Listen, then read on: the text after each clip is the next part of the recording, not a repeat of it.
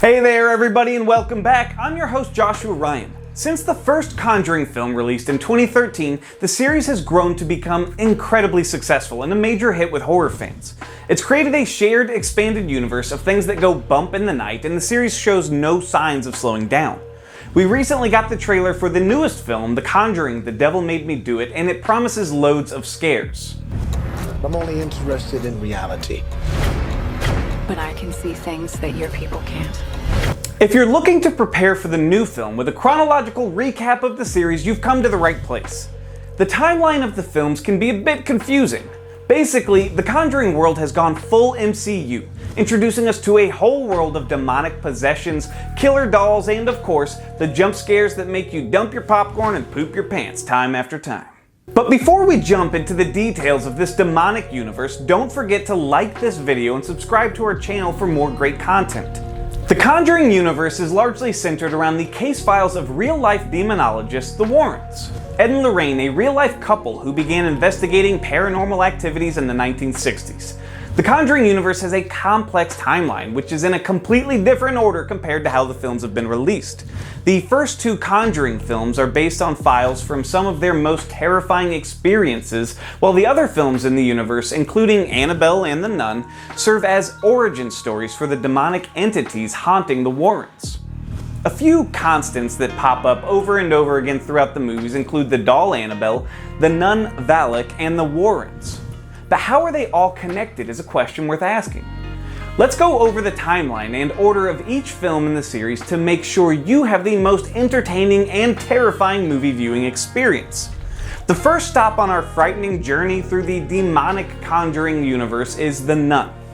Set in 1952 at a monastery in Romania, it is the earliest chapter in the Conjuring universe. The movie provides us with the details about the demon Valak. While most of the movie is based in 1952, the origin of the demon dates way back into the Middle Ages, when an occult-obsessed duke built an abbey in Romania. It was he who opened a gateway to hell and conjured the demon entity Valak. This was stopped by the church, who sealed the gateway and later turned the abbey into a monastery, the one around which the movie revolves. Years later, during World War II, Valak was awakened during the German bombings. Valak soon tore through the sisterhood, leaving only two who tried stopping Valak, but while one is dragged away by Valak, the other sacrifices herself. It is her body, which is found on the footsteps of the monastery by a delivery guy, Frenchie, that kickstarts the events of the franchise. The Vatican dispatches Father Burke and Irene, a young nun-to-be, to investigate. After chasing the shadows through the halls of the monastery, they are somehow able to corner Valak and trap it back into the gateway. But before the movie ends, we are shown an upside-down cross on the back of Frenchie's neck, proving he was actually possessed by Valak, and also Irene and Duke failed in their mission. The film then jumps to 1977 during the Warrens' 3 Stages of Possession lecture from The Conjuring 2. The couple's possession footage gets framed in new light as the twisted fate of Frenchie is revealed. It also shows that the Warrens' initial encounter with Valak was much earlier than they realized. Now, it might not be official, but the internet seems to believe that Irene may actually be Lorraine Warren. The actors playing these characters are actually sisters, and they look a lot alike. The characters themselves would be around the same age, and both are religious and they experience visions. It's something to keep in your mind as you watch the Conjuring universe unravel, and it might just help you connect some dots. Let's move on to the origin of nobody's favorite doll, Annabelle, and talk about the movie Annabelle Creation. The purpose of this movie is to explain how the doll became possessed. While most of Annabelle Creation takes place in 1955, the prologue takes place in 1943. Samuel Mullins, a doll maker, makes Annabelle the doll for his daughter Bee, who is later killed in a road accident.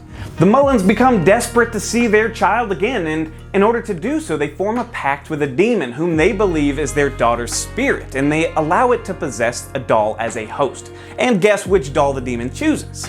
Fast forward to 12 years later, a group of orphans guided by Sister Charlotte are on their way to the Mullins residence.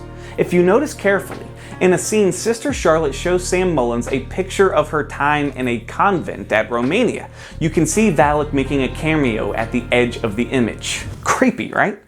Getting back to the story, Janice, one of the orphans who's handicapped, enters Bee's old bedroom and finds Annabelle and unleashes the demon, who in return possesses her. Janice, possessed by the demon, goes on a killing spree, killing the Mullins. Though they leave the residence in time, turns out Janice remains possessed. She changes her name to Annabelle and is then adopted by the Higgins family. The film then jumps 12 years into the future to the Annabelle prologue that's set in 1967. It is shown that she is caught up in a satanic cult and returns home to kill the Higgins, and also gives a glimpse of the Thorne family, who are the protagonists of the next movie, Annabelle. While The Conjuring may explain how the Warrens came in possession of the doll, Annabelle tells us the story before it gets locked up. Set 4 years before The Conjuring, it follows the encounters of the Thorne family, Mia and John, the new parents who come in contact with the doll, who is desperate for a human host, and a very unfortunate set of events unravel. In an attempt to kill the Diggins, Janice and her boyfriend are stumbled upon by John Forms. The duo then tries to silence the Forms, and while attempting to do so, the boyfriend gets shot, and this is when Janice kills herself in a satanic ritual with the doll in her hand, passing on the demon back to the doll.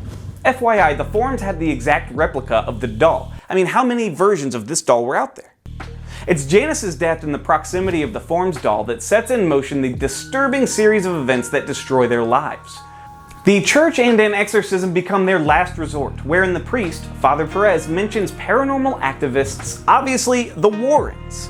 Although they couldn't be reached in time, it is what gets Annabelle in the orbit of the Warrens. In the final scenes, the Annabelle doll gets carted away by the police, only to end up at an antique shop, where we see a lady buy that doll for her daughter a few years later. Annabelle concludes, leading us into the incident scene in The Conjuring prologue, the next movie in line. The film that started it all and sits right in the middle of the timeline. It is mostly a standalone movie that takes us through the case files of the Warrens. This movie revolves around the Perron family, who were terrorized by a demon known as Bathsheba in their new home. While the Warrens avert the danger at the Perrons' house by carrying out an impromptu exorcism in the final scenes, the Warrens do drop hints about their next in-line case at Amityville, which sets the storyline of Conjuring 2. But before we go into the storyline of that movie, let's talk about the next movie in the timeline, Annabelle Comes Home. The movie is nicely nestled between the two Conjuring movies, beginning in 1971, after Ed and Lorraine Warren gain ownership of the haunted doll from Debbie, the nursing student who was seen in The Conjuring and at the end of Annabelle. The movie primarily takes place in the Warrens' household while the Warrens are out to investigate a new case. This movie revolves around their preteen daughter Judy, who is stuck at home with a pair of babysitters, one of whom unleashes Annabelle. In turn, Judy has to survive an onslaught of demons and spirits who desire her blood. Pretty rough.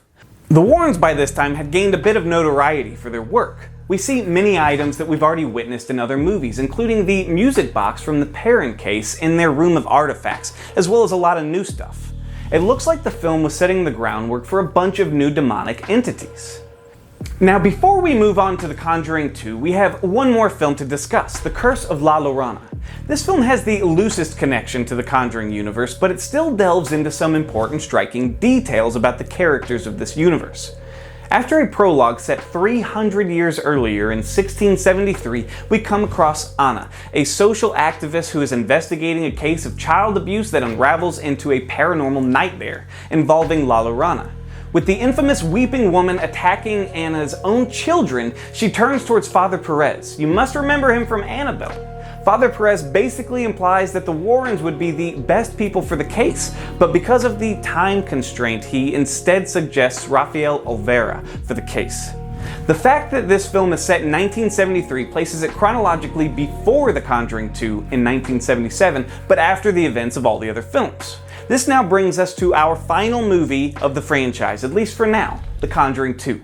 The Conjuring 2 picks up with the Warrens in the aftermath of an investigation into the famous Amityville murder and introducing us to the demonic nun Valak.